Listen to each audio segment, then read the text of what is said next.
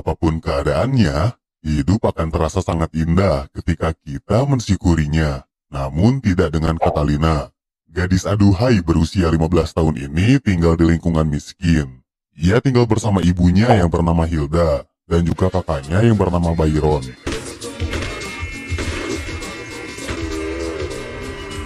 Catalina memimpikan kehidupan mewah seperti teman-temannya yang selalu terlihat glamor dengan barang-barang mewah hasil dari menjual diri. Dengan keadaan ekonomi yang cukup sulit di daerahnya, kebanyakan gadis muda di sana bergelut di dunia pelacuran untuk mendapatkan uang dengan mudah. Catalina bermimpi kalau suatu hari dia akan menjadi seperti mereka dan membebaskan keluarganya dari jerat kemiskinan. Sebelum pergi sekolah bersama kakaknya, ia berkata kepada sang ibu kalau ia tidak ingin melanjutkan sekolah karena buang-buang waktu. Ditambah lagi, guru-guru di sekolahnya itu cabul dan suka mengajak murid berwik-wik agar mendapatkan nilai yang bagus. Namun Hilda bersikeras agar mereka tetap melanjutkan sekolah. Di samping itu semua, Catalina memiliki sahabat yang bernama Jessica.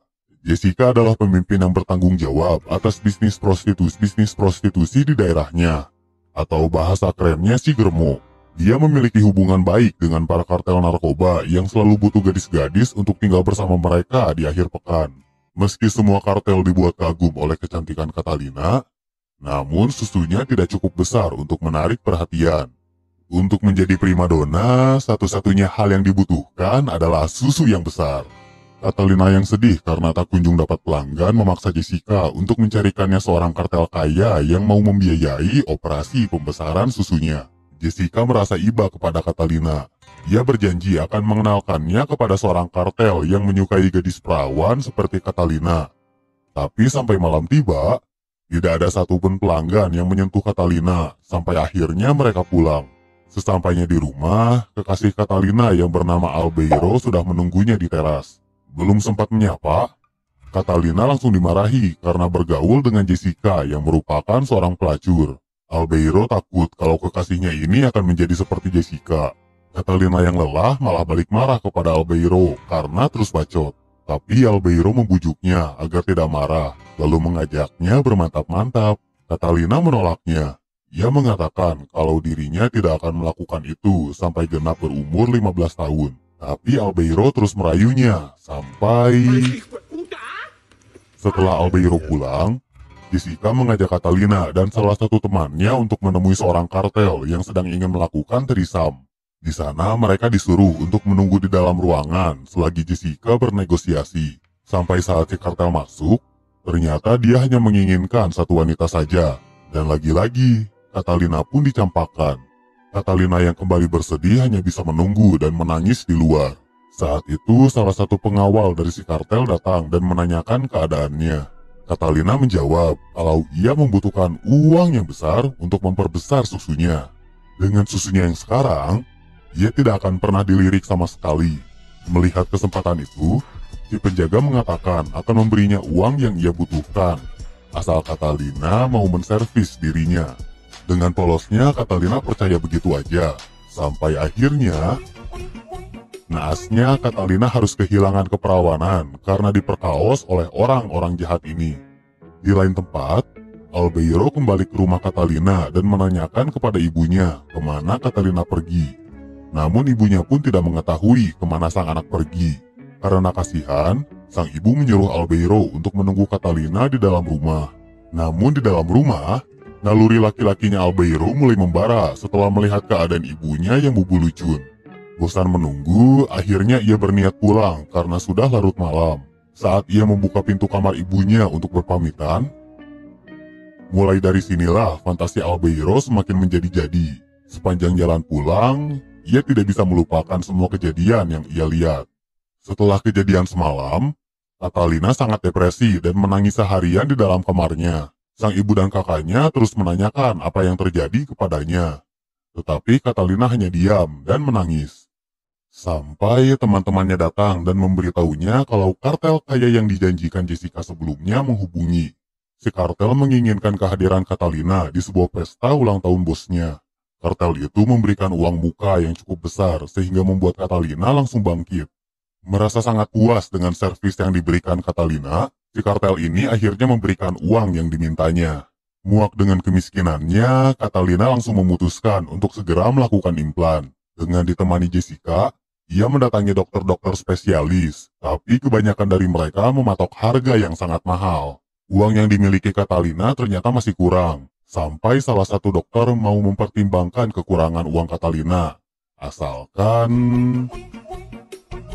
Akhirnya Catalina diberikan jadwal operasi di minggu berikutnya. Selagi menunggu jadwal operasi tiba, ia memutuskan pulang ke rumahnya, mengingat hari esok adalah hari ulang tahunnya yang ke-15. Saat Catalina sibuk mengejar mimpinya, Albeiro yang selalu dikacangin merasa bosan dengan kelakuan Catalina. Dia tidak pernah benar-benar tahu di mana Catalina berada dan apa yang dilakukannya. Albeiro akhirnya tidak tahan dan nekat merealisasikan fantasinya pada Hilda. Ternyata sang ibu yang sudah lama tak dibelai menerima Albeiro dengan penuh kesanggehan duniawi. Setelah sekian lama tak merasakan cinta, Albeiro kini berhasil mengisi kekosongannya itu. Sebelum Albeiro pergi, Hilda malah minta nambah giling warnet. Di tengah pertempuran mereka di ranjang, tiba-tiba Byron datang. Tapi sang ibu menenangkannya dan menjelaskan kalau selama ini dia kesepian. Mendengar itu, Byron merasa tersentuh dan memaklumi kelakuan mereka berdua. Akhirnya Byron meninggalkan mereka dan berjanji untuk tidak memberitahu adiknya. Tak lama dari sana, akhirnya Catalina sampai di rumah. Semua teman dan keluarganya sudah mempersiapkan pesta untuk merayakan hari ulang tahun.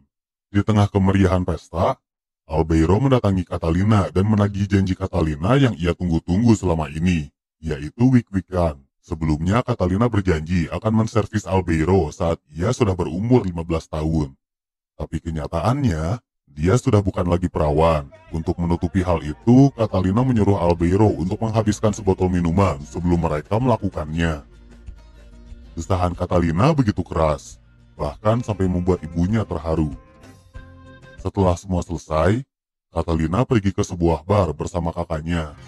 Di sana ia menceritakan pekerjaan yang ia lakukan untuk mencapai mimpinya dan membahagiakan keluarga. Byron pun menceritakan hal yang sama kepada Catalina, kalau ia sebenarnya adalah pembunuh bayaran yang biasa membunuh orang demi mendapatkan uang. Keesokan harinya, jadwal operasi Catalina pun dimulai. Catalina sangat senang melihat susunya yang sudah tidak lagi kecil. Kini ia semakin percaya diri untuk mengejar mimpinya. Setelah semua berjalan dengan lancar, Jessica memberitahunya kalau seorang bos kartel yang bernama Martial ingin berkencan dengan dirinya. Catalina yang bersemangat langsung menerima tawaran itu. Beruntungnya, kali ini ia berkencan dengan kartel yang benar-benar ingin menjadikannya istri dan tinggal bersamanya. Terkesima dengan kecantikan Catalina, Martial langsung melamarnya di tempat. Catalina berpura-pura terkejut mendengar hal itu, padahal dia mempunyai maksud tersembunyi. Catalina mengatakan kalau ia mau fokus belajar dan ingin melanjutkan karirnya sebagai Miss Colombia. Mendengar hal ini, sebagai calon suami idaman, Martial akan menjadikannya pemenang Miss Colombia. Tanpa berlama-lama, Martial langsung mendatangi juri kontes yang ingin diikuti oleh Catalina. Ia menyogok juri di sana untuk menjadikan Catalina sebagai juara di dalam kontes tersebut. Dígame por favor el nombre de tres platos.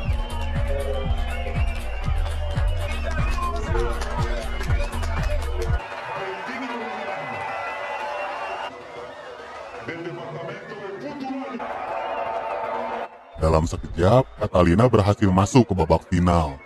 Sayangnya juri kontes itu malah mengkhianati Martial. Ia malah menunjuk lawan kontes Catalina sebagai juaranya.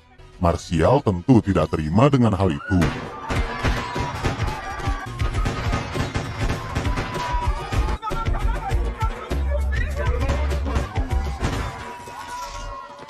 Untuk menyenangkan Catalina, Martial memanjakannya dengan segala kemewahan yang ia miliki.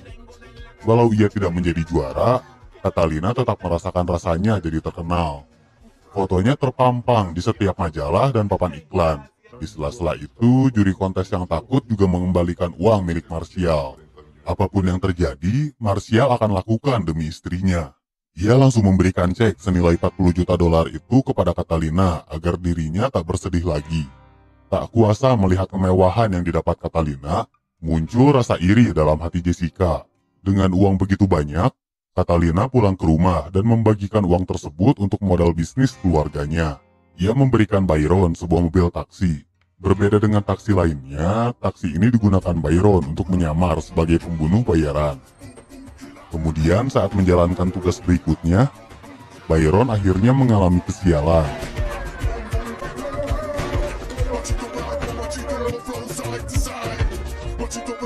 Tidak menunggu lama, Byron pun segera dimakamkan oleh keluarganya. Untuk mengobati rasa sedih sang kekasih, seketika Albeiro mencium Catalina. Ternyata pengawal Martial mengikuti Catalina dan diam-diam memotretnya bersama Albeiro. Mengetahui tunangan bosnya ada main, si pengawal segera melaporkannya. Martial yang kesal langsung menyuruh pengawalnya untuk membunuh Albeiro. Ia yang marah juga mengusir Catalina dan Jessica. Tapi Martial sangat bucin kepada Catalina. Ia malah memohon Catalina agar meninggalkan Albeiro dan menikah dengannya. Meskipun Catalina mencintai Albeiro, tapi itulah satu-satunya jalan menuju kebahagiaan yang ia impikan. Sementara itu, Albeiro merasa hubungannya dengan Catalina semakin tidak jelas. Jangankan untuk bermantap-mantap, untuk bertatap saja sudah susah. Akhirnya Albeiro memantapkan hatinya untuk nekat menetap dengan ibunya Catalina. Di sela-sela itu, si pengawal yang disuruh untuk membunuh Albeiro diam-diam memperhatikan mereka dari jauh dan memotret kemesraan Albeiro dengan ibunya Catalina. Si pengawal kemudian menyerahkan lagi foto itu kepada sang kartel.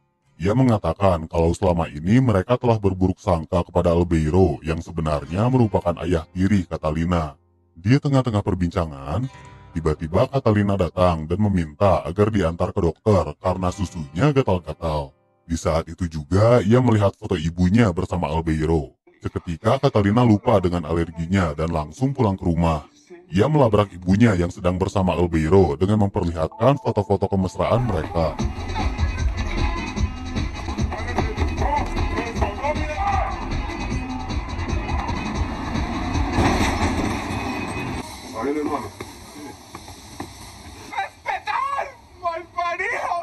Sepulang dari sana, Catalina sangat sedih karena orang-orang yang selama ini ia perjuangkan malah berkhianat di belakangnya. Ia juga bercerita kepada Jessica kalau dirinya sudah muak dengan suaminya. Bukan hanya umur yang sudah tua, badannya juga bau tai kambing. Mendengar ucapan Catalina, Jessica menyarankan agar membunuh suaminya dan menguasai seluruh hartanya. Namun Catalina punya ide yang lebih baik. Ia berencana melaporkan Martial pada polisi atas tindak kriminalnya berjualan narkoba. Jessica pun setuju dengan ide itu dan langsung menelepon kepolisian.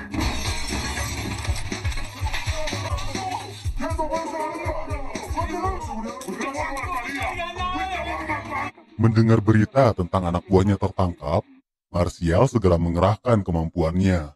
Dengan kekuatan orang dalam, dengan cepat ia bisa mengetahui kalau polisi sedang memproses penangkapannya. Dia juga mencoba menyuap polisi yang menangani kasusnya agar memberikan orang yang telah melaporkannya. Tapi polisi yang dihadapi ini adalah polisi jujur, dan usulannya ditolak mentah-mentah. Mengetahui kalau polisi akan mengincarnya, dengan cepat mereka menculik polisi itu untuk selamanya.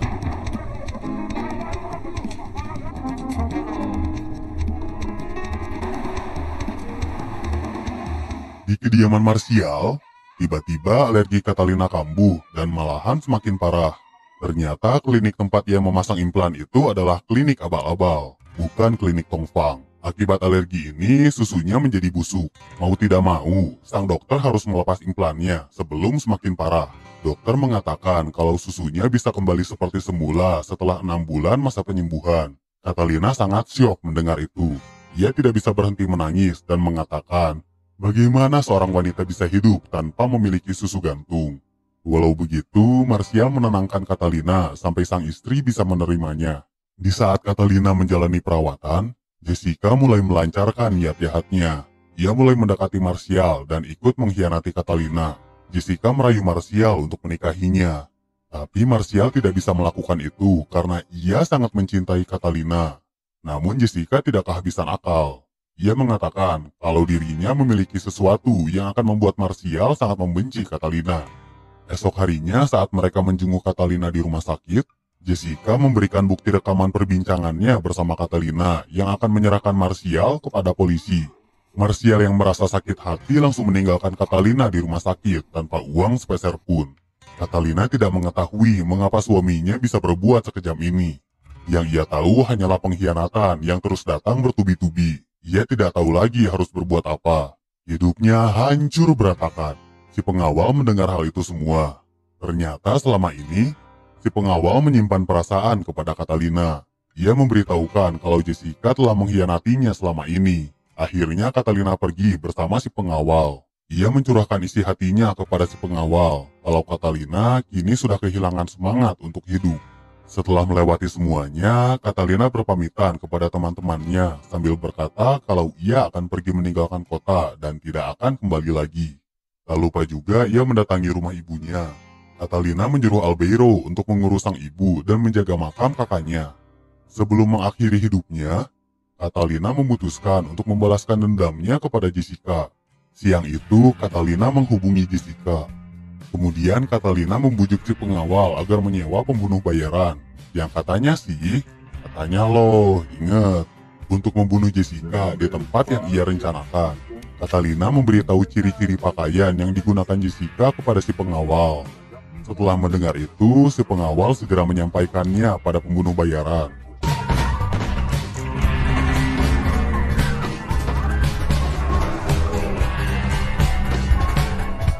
Namun sebaliknya, ternyata Catalina lah yang menggunakan ciri-ciri baju yang ia pakai. Tujuannya melakukan ini adalah untuk membohongi si pengawal yang cinta kepadanya. Ia tidak mau si pengawal menghentikan upaya bunuh dirinya ini. Setelah tewasnya Catalina, polisi lokal pun datang untuk menyelidiki pembunuhan berencana itu. Di sana yang mereka temukan adalah buku bertuliskan tidak ada surga bagi wanita tanpa susu. Di sana juga ada sebuah handphone. Tak lama berselang, handphone itu pun berdering. Para polisi melihat kotak penelpon bernama Palambre. Palambre ini ternyata adalah si pengawal. Catalina menjadikan dirinya sebagai martir. Ia sengaja melakukan ini agar polisi menyelidiki kasus pembunuhannya. Petunjuk inilah yang nantinya akan mengarahkan polisi pada petunjuk berikutnya, yaitu menginvestigasi kartelnya Martial. Tapi sayang, kita sebagai penonton tidak akan pernah tahu apakah pengorbanan Catalina ini akan membuahkan hasil atau tidak. Karena nilai setitik, rusak payudara sebelahnya. Sekian alur cerita film Without It, There's No Paradise yang bisa Otong ceritakan. Jika ada saran, rekomendasi film, atau kritik sekalipun, bolehlah dilampiaskan di kolom komen. Terima kasih sudah menonton. Dimanapun kalian berada, semoga selalu santuy. Otong undur diri dan jangan lupa subrek.